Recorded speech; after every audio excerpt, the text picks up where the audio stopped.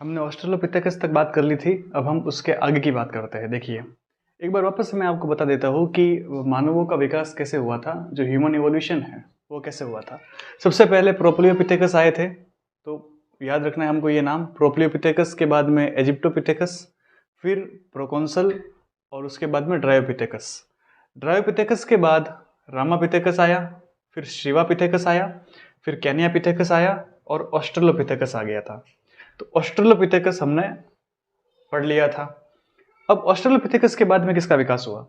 तो देखिए, ऑस्ट्रेलोपिथेकस जो है उसके बाद में आता है होमो हैबिलिस।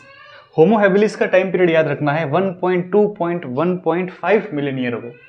तो 1.2 से 1.5 मिलियन ईयर्स पहले होमो हैबिलिस जो है उसका विकास हुआ था।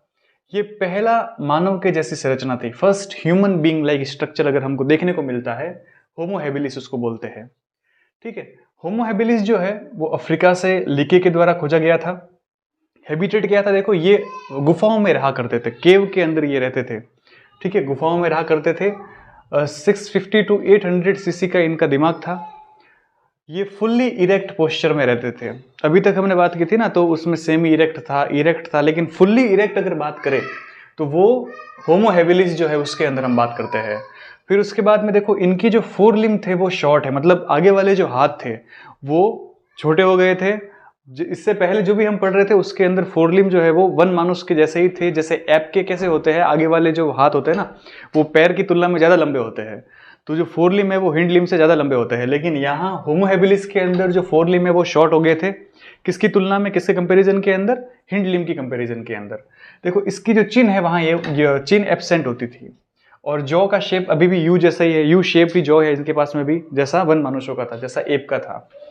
विपन जो है स्टोन विपन थे इसके पास में। यहाँ पर ये जो विपन है ये अच्छी तरीके से इसका इस्तेमाल करना सीख गए थे। पहली बार अगर व्यवस्थित तरीके से अगर स्टोन विपन का यूज था तो वो होमो हैबिलिस ने किया था। ओमनिवोरस थे, मतलब जो कुछ भी उनको मिल जाता था वो खा जाते थे। इस तरीके की उनकी जो भक्षण की जो सिस्टम, जो मतलब फूडिंग जो फूड जो तो फूड के रूप में ये ओमनिवोरस थे, मतलब। ठीक है ना। अगर आहार की बात करें तो ये सर्वाहारी थे।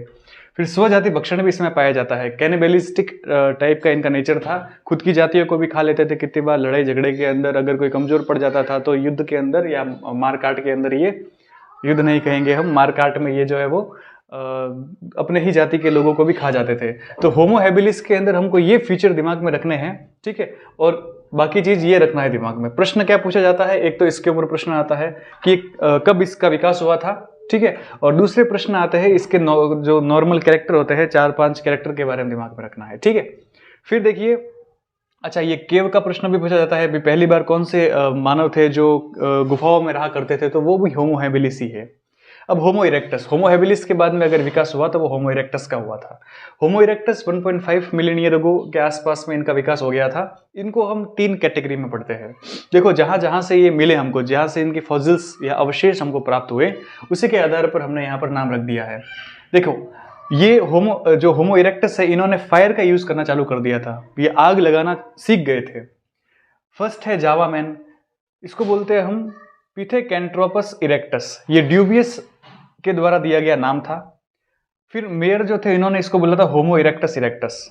तो ये सिर्फ नाम रखना है दिमाग में कि जो जावा मैन होते हैं उनको ड्यूबियस ने क्या नाम दिया था, और मेयर जो था उसने क्या नाम दिया था। फिर पैकिंग मैन है। पैकिंग मैन जो है वो मेयर ने बताया था होमो इरेक्टस पैकिनसेंसिस, और जो डेविडसन ब्लैक था उसने नाम दिया था सेनेंथ्रोपस इरेक्टस। ये पैकिंग मैन का दिमाग में रखना है। अच्छा, जावा मैन क्यों रखा? क्योंकि जो जावा रीजन है वहां से इसके फॉसिल मिले थे होमो इरेक्टस के अंदर ही। और ये जो पैकिंग मैन जो है वो क्या था, तो ये चाइना के अंदर से हमको इसके फॉसिल मिले थे, इसलिए इसका नाम जो है वो पैकिंग मैन के रख लिया हमने। फिर जो हाइडेनबर्ग मैन है, ये जर्मनी से हमको हाइडेनबर्ग जो रीजन है वहां से मिला था। ऑटो स्किन टेंसेक जो थे उन्होंने हाइडेनबर्ग मैन नाम दिया था। इसमें ये प्रश्न पूछा जाता है कि इसकी जो क्रेनियल कैपेसिटी है वो कितनी है, तो 1300 सीसी के आसपास में हाइडेनबर्ग मैन जो था उसकी क्रेनियल कैपेसिटी थी। तो होमो इरेक्टस में हमको ये सब चीजें दिमाग में रखनी है। होमो हैबिलिस से होमो इरेक्टस आ गया है। होमो इरेक्टस के अंदर हमने 3 चीजें पढ़ी। अब होमो इरेक्टस के बाद में जो डेवलपमेंट हुआ वो है होमो सेपियंस का। होमो सेपियंस के अंदर वापस हमने यहाँ पर कैटेगरी कर ली है। इसका विकास देखो लगभग 1 लाख से 40,000 साल पहले हुआ है। ठीक है। 1 लाख से 40,000 साल पहले जो मानव विकसित हुआ था उसका नाम रखा था निएंडरथल मैन। इसको होमो सेपियंस निएंडरथैलेंसिस भी कहा जाता है।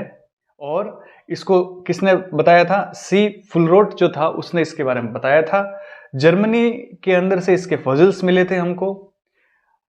ये कहाँ रहते थे? तो देखो, ये झोपड़ी के अंदर रहा करते थे, हट के अंदर इनका हैबिटेट था। इन्होंने झोपड़ी बनाना सीख लिया था। फिर उसके बाद में स्पीच सेंटर जो है, बोलने का जो केंद्र है, वो डेवलप हो गया था। तो ये भाषा का इस्तेमाल करते थे, लिपि के इस्तेमाल करते थे, संकेतों का इस्तेमाल करते थे। यह स्टार्टिंग हो गई थी लिपि के विकास जो है वो संकेतों के माध्यम से ही शुरू होता है। तो वहाँ स्पीच सेंटर के विकास के साथ में ही इन्होंने एक माध्यम, जो संप्रेषण का माध्यम है, कम्युनिकेशन जो मीडियम है, वो यहाँ पर बना दिया था इन्होंने। ये कपड़े पहनते थे, क्लॉथ जो है, जो पशु के जो चमड़ा होता है उसके कपड़े वो पहना करते थे। इनकी चिन्ह प्रेजेंट थी, ठुड्डी जो है वो यहाँ पर पाई जाती थी इनके अंदर। तो ये सब चीजें निएंडरथल मैन में पूछा जाता है, और निएंडरथल मैन इंपॉर्टेंट भी है। होमोसेपियंस में हम क्या पढ़ रहे हैं? हम पढ़ रहे हैं निएंडरथल मैन फर्स्ट। और इसका सबसे पहली बात तो ये पूछा जाता है, ये विकसित कब हुए थे, या कब इसका टाइम पीरियड था? वो था 1 लाख से 40,000 साल पहले। और क्या फीचर थे वो दिमाग में रखो। फिर आया क्रो-मैग्नम मैन। क्रो-मैग्नम मैन जो है, इसको बोलते हैं हम होमोसेपियंस फॉसिलिस, और इसके बारे में बताया था मैकग्रेगर ने। ये फ्रांस के इलाके से खोजा गया था। तो ये क्रो-मैग्नम के अंदर दिमाग में रखना है। उसके साथ में और क्या चीज देखो, इनका जो फोर हेड था वो लार्जर था, बड़ा एक ललाट इसके अंदर पाई जाती थी। ठीक है, इनके अंदर भी चिन्ह जो है वो प्रेजेंट थी। ये कुत्तों को पाला करते थे, मतलब शिकारी प्रवृत्ति के ये थे, है ना, शिकार करते थे। तो अपने साथ में कुत्ते या जो पेट होते हैं, पालतू पशु रखना चालू कर दिया था इन्होंने। इनका जो सेमी क्रेसेंटिक था, ये प्रश्न याद रखना है ना। क्रो-मैग्नम के अंदर क्या याद रखना है? सेमी क्रेसेंटिक जो यहाँ पर पाया जा रहा है। कार्निवोरस थे, मांसाहारी ये प्राणी थे ये।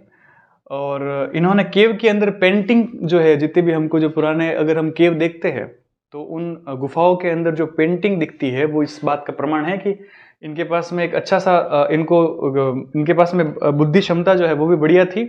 और अपने विचारों को संप्रेषित करने के लिए, या अपने थॉट जो प्रोसेस था, अपने जो जितने भी जो थॉट्स थे उनको बताने के लिए, कम्युनिकेशन के लिए इन्होंने चित्रकारी जो है वो चालू कर दी थी, पेंटिंग चालू कर दी थी। क्रो-मैग्नम में ये याद रखना है। फिर होमोसेपियंस सेपियंस 75,000 से लेकर के 10,000 साल पहले इनका विकास हुआ है। आइस एज जो है उसमें इसका विकास हो रखा है। होमोसेपियंस के अंदर देख लो, अपने खुद को देख लो, जितने हमारे में फीचर्स है वो सब होमोसेपियंस में लिख दो, तुम कोई रटने की जरूरत नहीं है। बाकी जब जो चीजें हैं, जैसे होमो हैबिलिस हो गया, तो इसमें हमको क्या याद रखना है?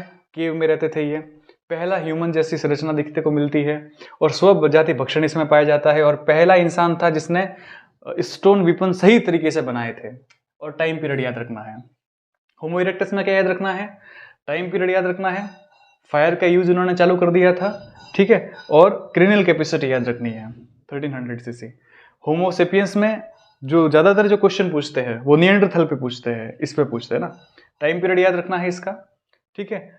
और क्या याद रखना है? तो हमको याद रखना है इसके अंदर कि इन्होंने ये जो चिन्ह थी वो इसमें प्रेजेंट थी, ये प्रश्न पूछते हैं।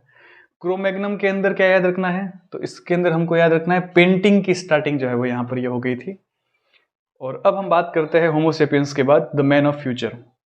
अनुमान लगाया जा रहा है, देखो इवोल्यूशन के अंदर हमने शुरुआत में भी फॉसिल्स को देख करके हमने क्या है, अनुमान ही लगाया है कि ऐसा ऐसा चीजें हो रखी होगी उन्होंने। और हम अब हमारे में जैसा विकास हो रहा है उस पर भी हम अनुमान ही लगा रहे हैं कि अब आगे क्या होगा। तो डॉक्टर शेपिरो था, डॉक्टर शेपिरो ने ये अवधारणा, एक हाइपोथेसिस दी थी कि आने वाला जो इंसान होगा वो होमोसेपियंस फ्यूचरलिस कहलाएगा। और उसका शरीर लंबा होगा, लॉन्ग बॉडी होगी उसके पास में, एक बड़ा सा विकसित दिमाग उसमें पाया जाएगा, बिग डेवलप ब्रेन उसमें होगा। बाल जो है वो अनुपस्थित होंगे, हेयर एब्सेंट होंगे। और 5वीं अंगुली जो है वो भी अनुपस्थित होगी, 4 अंगुलियों का ही मानव होगा, 5th फिंगर जो है वो एब्सेंट होगी। ये होमोसेपियंस फ्यूचरलिस्ट के फीचर है। इसके बारे में कोई नहीं पूछता है, बस दिमाग में रखनी है कि ऐसी भी चीज आने वाली है, हमारे में विकास होकर के आएगी। जो ज्यादातर प्रश्न पूछे जाते हैं वो इसी पे पूछे जाते हैं। तो देखो 3 चीजें हैं, होमो हैबिलिस, होमो इरेक्टस, होमो सेपियंस, ठीक है। होमो हैबिलिस से होमो इरेक्टस में यहाँ 3 चीजें, फिर होमो सेपियंस में वापस 3 चीजें। तो ये याद रखना है। यहाँ पर जो है वो प्री हिस्टोरिक मैन की बात कर रहे हैं। तो प्री हिस्टोरिक मैन में ये 3 दिमाग में फिट कर लो, और इसके बाहर कोई पूछते नहीं है क्वेश्चन।